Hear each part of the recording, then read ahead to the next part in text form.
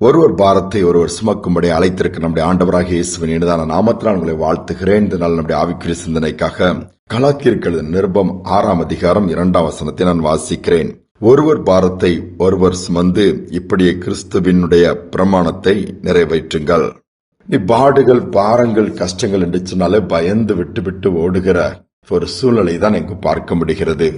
எதுவுமே இன்னைக்கு கஷ்டப்படக்கூடாது, கஷ்டமில்லாத ஒரு வாழ்க்கை வாழ்ந்து ஓடி முடித்து விட வேண்டும் என்பதுதான் அனைவருடைய விருப்பமாய் மாறிவிடுகிறது. இப்படிப்பட்டவர்கள் எந்த ஒரு சாதனைகளையும் சாதிக்கிறவர்களாக மாறவே முடியாது. மற்றவருடைய பாடுகளை லகுவாய் மாற்றுவதில் நம்முடைய பங்களிப்பு கண்டிப்பாகவே வேண்டும். வேதத்தில் நீங்கள் எடுத்துக்கொள்வீர்கள் என்று சொன்னால், பழைய ஏற்பாட்டு காலத்திலே 2 ராஜாக்களின் புஸ்தகத்தில் 5ஆம் அதிகாரம் 1ஆம் வசனத்தில் சொல்லப்பட்டிருக்கிறது. சீரியா ராஜாவின் படை தளபதி நாகமான், அவன் பெரிய பராக்கிரமசாலியா இருந்தான் என்று வேதம் சொல்லுகிறது. அவன் எங்கெல்லாம் போகிறானோ அந்த அளவு யுத்தத்திலே ஜெயித்து ரட்சிப்பை ஏற்படுத்தி கொடுத்தவன் என்றும் சொல்லுகிறது. அப்படிப்பட்ட அந்த நாகமான் குஷ்டரோகம் இருந்ததாம். அந்த குஷ்டரோகம் இருந்த அந்த நாகமானுடைய காரியங்களை சொல்லும் பொழுது, அவன் இஸ்ரவேல் தேசத்திலே போய் சிறைப்பிடித்து வரும் பொழுது அங்கு ஒரு சிறு பெண்ணை சிறைப்பிடித்து தன்னுடைய வீட்டிலே பணிவிடை செய்ய வைக்கிறான். சிறு பெண் நாகமான் வீட்டிலே இருக்கிறது. குடும்பத்தை விட்டு பிரிந்து, தேசத்தை விட்டு பிரிந்து ஒரு அடிமையாக இருக்கிற ஒரு சூழ்நிலை இருந்தாலும், அது நாகமானுடைய சூழ்நிலையை அறிந்தவுடன் அவளுக்கு அது எப்படியாவது தன்னுடைய எஜமானுக்கு ஒரு சுகத்தை பெற்றுக் கொடுக்க வேண்டும் என்று சொல்லி ஒரு பாரம் அவளுக்குள் வருகிறது. அதுதான் தரிசனமாக மாறுகிறது. அவள் சொல்லுகிறாள், அந்த நாகமானுடைய மனைவிடம் போய், எஜமாட்டிட்டு போய், நம்முடைய ஆண்டவன் என்னுடைய தேசத்துக்கு போய் தீர்க்கதரிசி இருக்கிறார், சந்திப்பார் என்று சொன்னால் சுகம் கிடைக்கும் என்று சொல்லி அதற்கான ஒரு வழியை ஏற்படுத்தி கொடுக்கிறாள். அப்படியே நாகமான் போய் அந்த குஷ்டரோகம் நீங்க சுகம் பெற்று வந்ததாகத்தானே வேதம் சொல்லுகிறது. இதற்கு காரணம் அந்த சிறு பெண்ணுக்குள், அந்த இருதயத்துக்குள்ளே ஏற்பட்ட ஒரு பாரம். என்ன பாரம்? எப்படியாவது என் எஜமான் சுகமானால் நலமாக இருக்குமே. அந்த பாரம் அப்படியே நாட்கள் வரும்பொழுது தரிசனமா மாறி, அப்படியே அந்த எஜமானுடைய வாழ்க்கையில் ஒரு பெரிய மாற்றம், ஆண்டவரை சொந்த ரட்சகராய் ஏற்றுக்கொள்ளக்கூடிய அளவுக்கு ஒரு காரியத்தையும் ஏற்படுத்தி கொடுத்தது. இன்னைக்கு நம்முடைய வாழ்க்கை எப்படி இருக்கிறது? மற்றவர்கள் கஷ்டப்படுகிற போது நமக்கெல்லாம் இந்த பாரு இல்லப்பா, நல்ல வேலை தப்பிட்டோம் என்று சொல்லி ஸ்தோத்திரம் பண்ணி தப்பி செல்கிறவர்களா? இல்லை, அந்த கஷ்டத்திலும் நாமும் போய் அவளுக்கு உதவி செய்கிறவர்களாய், கரம் நீட்டுகிறவர்களாய், அவர்களை தாங்கி தைரியம் கொடுக்கிறவர்களாக இருக்கிறோமா? இன்னொரு காரியத்தை பார்க்கும் பொழுது எனக்கே ஆச்சரியமாக இருந்தது. வீட்டின் கதவு தட்டப்படுகிறது. ஒரு சிறு பெண் கதவை திறக்கிறார். ஒரு மனிதன் நின்று, என் மனைவி கற்ப வேதனைப்படுகிறார், கொஞ்சம் வந்து என் மனைவிக்கு உதவி செய்ய முடியுமா?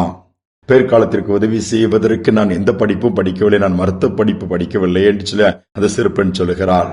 வந்து ஏதாவது உதவி செய்யுமான்னு சொல்லும் பொழுது, எனக்கு தெரியாது, எங்க அப்பா மருத்துவர் தான், அவரை வேண்டுமானால் அனுப்பும் பொழுது மனிதன் சொல்லுகிறான், எங்கள் பகுதியில், எங்கள் கிராமத்துல பெண்களுக்கு பெண் மருத்துவர் தான் பிரசவம் பார்ப்பாங்க, வேண்டாம் என்று சொல்லி போய் விடுகிறார். அடுத்து கொஞ்ச நேரம் கழித்து மீண்டும் கதவு தட்டுவது இன்னொரு நபர் வந்து கேட்கிறார், என் மனைவி பிரசவத்திற்காக வேதனைப்பட்டுக் கொண்டிருக்கிறார், அந்த உதவி செய்ய முடியுமா? அந்த சிறுபெண் சொல்லுகிறாள், நான் மருத்துவத்திற்கு படிக்கவில்லையே, எனக்கு தெரியாதே, என் தகப்பன் மருத்துவர் தான், அவரை வேண்டுமானால் அனுப்பி வைக்கிறேன். அப்பொழுதும் அந்த மனிதன், இல்லை, அது முடியாது என்று சொல்லி திரும்பி போகிறான். 3வது ஒரு கதவு தட்டப்படும், திறக்கிறாள். இதே ஒரு கோரிக்கை, என் மனைவி குழந்தை பெறுவதற்காக கஷ்டப்பட்டுக் கொண்டிருக்கிறாள், அந்த உதவி செய்யுமான்னு சொல்லும்போது, ஐயோ, நான் மருத்துவத்துக்கு படிக்கவில்லை, என் தகப்பனார் மருத்துவர் வேண்டுமா? இல்லை, பெண்களுக்கு பெண் மருத்துவர் தானே பார்த்தா நன்றாக இருக்கும், எங்கள் ஊருடைய காரியங்கள் அப்படித்தான் சொல்லும்போது அவரும் போய்விட துக்கத்தோடு. அடுத்த நாள் அவளுடைய இருந்த வீட்டின் பகுதியான திருவோரத்தில் அந்த சங்கு ஊதுற மாதிரி அந்த மணி அடிக்கக்கூடிய சத்தம் கேட்டு எட்டி பார்க்கிறாள். கூட்டங்கள் கொஞ்சம் நடந்து போகுது. 3 பெண்கள் மரித்த சடலத்தை அந்த வழியாக கொஞ்சம் நேரம் விட்டு கொண்டு போகிறதை பார்க்கிறாள்.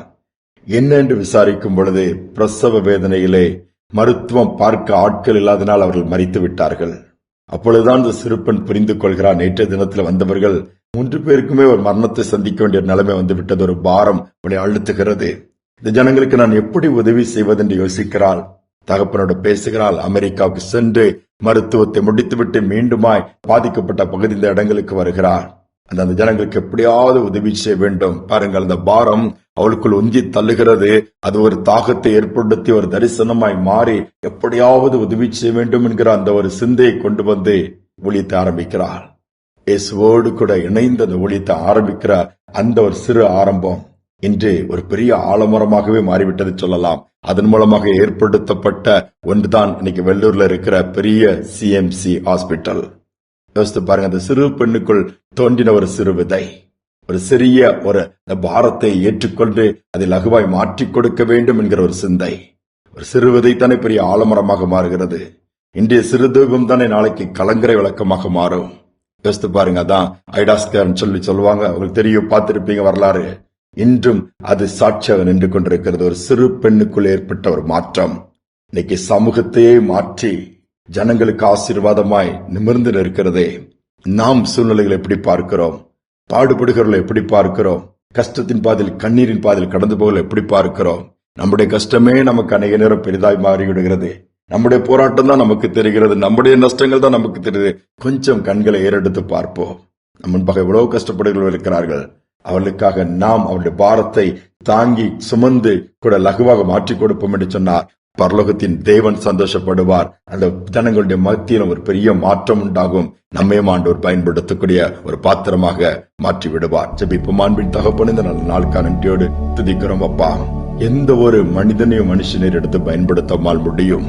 அவர்களுக்கு ஏற்படுகிற அந்த சிந்தை, அந்த பாரம், ஒருவர் பாரத்தை ஒரு சுமங்கள் சொன்னது போல இந்த நாட்களை சுயநலத்தோடு எங்களுடைய காரியம், எங்கள் குடும்பம், எங்கள் வாழ்க்கை என்று சொல்லி ஒரு வட்டம் போட்டு அதில் உட்கார்ந்து கொண்டிருப்பதாக அல்லாண்டவரே, எங்களே தாழ்த்தி ஒப்பு கொடுத்து உம்மை பின்பற்ற நீ இந்த மனுக்குலத்திற்காக உண்மையை தியாகம் பண்ணின அந்த தியாகத்தை நாங்கள் நினைவு கூர்ந்து எங்களுடைய பாரத்தை நீர் ஏற்றுக்கொண்டீர். எங்கள் பாவத்தை எல்லாம் ஏற்று சுமந்து கல்வாரி சிலுவையிலே சுமந்து தீர்த்தீர். எங்களுக்காக அடிக்கப்பட்ட ஆட்டுக்குட்டியாக நீர் வந்து அடிக்கப்படும்படி உம்மை ஒப்பு கொடுத்தீர். அதை நாங்கள் பார்க்கிறோம். அந்த தியாகத்தை பார்த்து எங்கள் வாழ்க்கையும் தியாகத்தோடு இன்னும் சேவை செய்ய மனப்பான்மையோடு அநேக ஜனங்களுடைய பாரங்களை லகுவாக்கி அநேக ஜனங்களை பக்கம் திருப்பத்தக்கதை எங்களை நடத்துவீராக. தாழ்த்தி ஒப்புக் கொடுக்கிறோம். நாள் முழுதும் கிருபை உண்டாகட்டும். துதிகனமை ஏற்றுக்கொள்ளும் இயேசுவின் நாமத்தில் பிதாவே, ஆமேன், ஆமேன். இந்த நாள்ல இருந்து ஒரு பாரத்தை நாம் சுமக்கிறவர்களாய் மாறுவோம். மற்றவர்களுக்கு ஆறுதலாக இருப்போம். மற்றவர்கள் விழுந்து கிடப்பால் தூக்கி விடுகிறவர்களாய் இருப்போம். நிச்சயமாகவே கர்த்தர் நம்ம மூலமாய் பலத்த காரியங்களை செய்வார். இந்த சிந்தனையோடு இந்த நாளை தொடருவோம்.